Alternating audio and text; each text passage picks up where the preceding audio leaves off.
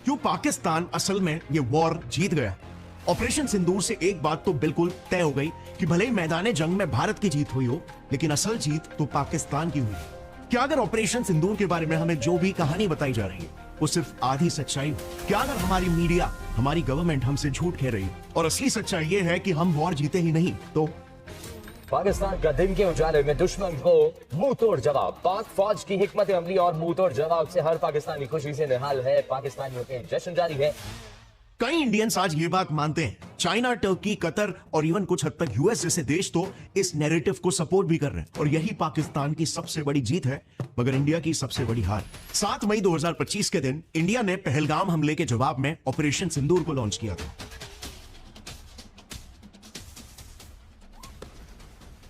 ये तो हम सब जानते हैं, बट जो बात हम नहीं जानते वो ये है कि पाकिस्तान ने भी हमें ईंट का जवाब पत्थर से दिया। पाकिस्तान ने भारत के श्रीनगर, उधमपुर एयर बेसिस को उड़ा दिया। इंडिया के 3 रफाल जेट्स को मार गिराया। इंडिया के S-400 डिफेंस सिस्टम, जिनकी हम इतनी तारीफ कर रहे हैं, वो तो पाकिस्तान के सामने टिक तक नहीं पाए। S-400 सिस्टम तबाह कर दिए। एक और बड़ी कामयाबी, एक और बड़ी ललकार। नहीं, आप सुनो, और भी है। पाकिस्तान के एरी टीवी के न्यूज आर्टिकल ने यह क्लेम किया कि पाकिस्तान ने इंडिया का S-400 और दूसरे इंडियन रेडार सिस्टम्स और इन टोटल इंडिया में 26 लोकेशंस को डिस्ट्रॉय कर दिए। आज के तारीख में हमारी एक लेडी पायलट तक पाकिस्तान की गिरफ्त में है। क्योंकि सिंदूर वाली आ गई है ना, एक लेडी पायलट जो हमने पकड़ ली है, वो अब्दुल्ला साहब, बिल्कुल, I am confirming that. Pakistan के नेवल ऑपरेशंस भी इतने सक्सेसफुल थे कि इंडियन नेवी तक उनका मुकाबला ही नहीं कर पाई। पाकिस्तानी हैकर्स ने तो हम पर इतने घातक वार किए कि हिंदुस्तान की 70% बिजली बंद हो गई। हमारे देश में अंधेरा ही छा गया। जो हमारे हैकर्स लड़े हैं, 70% बिजली का निजाम हैक कर लिया आपने। वहाँ की जो मेन वेबसाइट्स हैं वो हैक कर ली। इससे ज्यादा आप उनसे और क्या एक्सपेक्ट करते हैं? क्या टेक्नोलॉजी में हम सलाम है सबको। हम कितने टेक्नोलॉजी में एडवांस है हमें नहीं पता। सो अंत में इंडिया के पास जब कोई ऑप्शन नहीं बचा तो हमें मजबूरन यूएस के पास जाकर सीज फायर की गुजारिश करनी पड़ गई। हमारे फॉरेन मिनिस्टर बेचारे एस जयशंकर जी को तो पब्लिकली पाकिस्तान से माफी तक मांगने पड़ गया। आज मैं विश्व भर से क्षमा मांगने आया हूँ। हमने विचार किया था कि पाकिस्तान को 4 हिस्सों में बांट देंगे, लेकिन आज हालात बिल्कुल उलट हो गए हैं। पाकिस्तान ने हमें ऐसा करारा जवाब दिया है कि हमारी अपनी जमीन पर बगावत के बीज बो दिए हैं। और तब कहीं पर जाकर 10 मई को पाकिस्तान के पीएम ने अपनी आवाम को बधाई देते हुए ये ऐलान कर दिया कि इस जंग में पाकिस्तान की जीत हो गई है। अफवाज पाकिस्तान की कामयाबी के साथ साथ पूरी पाकिस्तानी कौम की फतह है। साबिक कप्तान शाहिद अफरीदी का फौज से मोहब्बत का अपना अंदाज, फौजी यूनिफॉर्म पहनकर रैली की क़यादत की। भारत ने जो सबसे बड़ी उनसे कैलकुलेशन गलत हुई है वो ये हुई है कि उसको हमारी अफवाज का पता नहीं चला कि हमारे पास स्किल्स और टेक्नोलॉजी क्या है।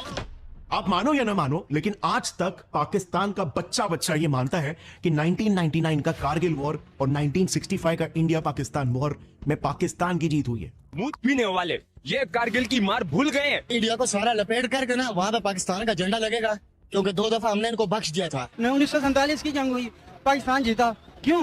उसके पास कलमे की ताकत है। कारगिल में as an army chief I am proud. पहली दफा हिंदुस्तान को मैं बहुत फख्र से कहना चाहता हूँ, गर्दन से पकड़ लिया था। इनफैक्ट कई प्रोमिनेंट इंटरनेशनल मीडिया ने तक यही रिपोर्ट किया है कि इंडिया के खिलाफ पाकिस्तान वॉर जीता, और यही मेरे हिसाब से पाकिस्तान की सबसे बड़ी जीत है। देखो, पाकिस्तान इंडिया के साथ एक अलग गेम ही खेल रहा है, और वो गेम है नैरेटिव कंट्रोल का। सिर्फ नेशनली अपने देश में ही नहीं, बल्कि इंटरनेशनली भी। आज के जमाने में एक जंग सिर्फ मैदान में नहीं, बल्कि मेरे और आपके मोबाइल फोन्स में भी लड़ी जा रही है, और इसमें पाकिस्तान हमसे जीत रहा है। ये एक ऐसा deadly 6th generation propaganda warfare है जिसमें खुद इंडिया के साइबर सिक्योरिटी चीफ ने एक्सेप्ट किया है कि भारत इस जंग में पाकिस्तान से बहुत पीछे है। चलो समझते हैं कि हम इसमें पीछे क्यों हैं and why this war matters to. Bharat को ये पंगा लेना बहुत महंगा पड़ा है। पाकिस्तान ने जवाबी वार में एयरबेस उधमपुर को तबाह कर दिया है। ब्रह्मोस मिसाइल स्टोरेज साइट तबाह कर दिया है। पठानकोट में एयरफील्ड को तबाह कर दिया गया है। भारत का ब्रिगेड हेडक्वार्टर KG टॉप तबाह कर दिया। उड़ी में भारत के सप्लाई डिपो को भी मलियामेट कर दिया है। ये है inter service public relations, also known as ISPR, जो ऑन पेपर पाकिस्तानी मिलिट्री की PR एजेंसी है।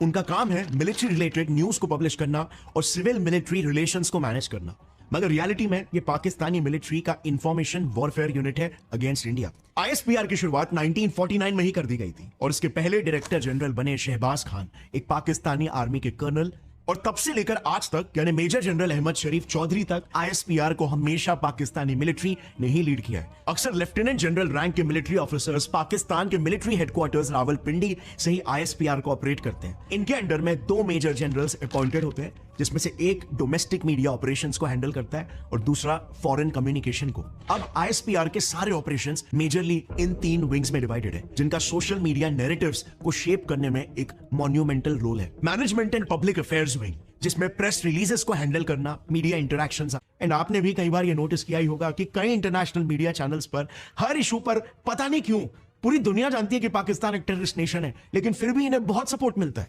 Here's the BBC's article on the attack. It uses the word terror 3 times, but not once to describe what happened yesterday. The attack was carried out by gunmen, not terrorists, gunmen. And finally, you have the Turkish outlet TRT. Their headline takes the prize. Multiple tourists killed in Kashmir, shooting incident.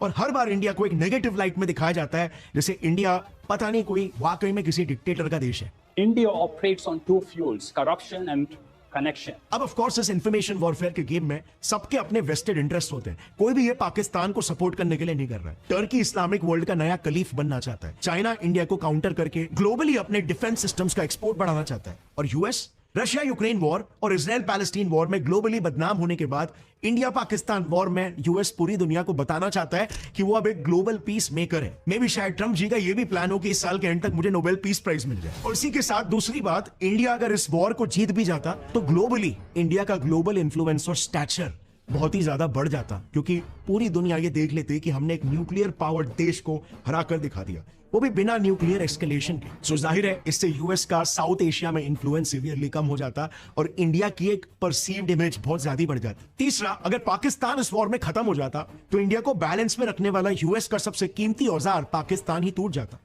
पूरी दुनिया जानती है कि US ने ही time in and time again fundings और military support देकर पाकिस्तान के टेररिस्ट ऑर्गेनाइजेशंस को पनपने दिया है। You do admit, sir, that Pakistan has had a long history of backing and supporting and training and funding these terrorist organizations. We have been doing this dirty work for the United States for about 3 decades, and West, including Britain. इसके 2 reasons है, क्योंकि पाकिस्तान पैसे फेंकने पर कोई भी काम करने को तैयार हो जाता है, और फिर वो अपने ही टेरिटरी में सांपों को पालने की भी बात क्यों ना हो। और दूसरा रीजन, इससे इंडिया को बैलेंस में रखा जा सकता है। चौथी बात, पूरे वॉर के दौरान फ्रेंच राफेल और रशियन S-400 मिसाइल्स की मार्केटिंग हो रही थी, जिससे यूएस वेपन्स की डिमांड कम होने के चांसेस थे, जो यूएस नहीं चाहता। और ये बात भी सब जानते हैं कि US earns a lot from wars. In fact weapon trade तो यूएस की इकोनॉमी का एक मेजर पार्ट है, and US can not afford to lose it.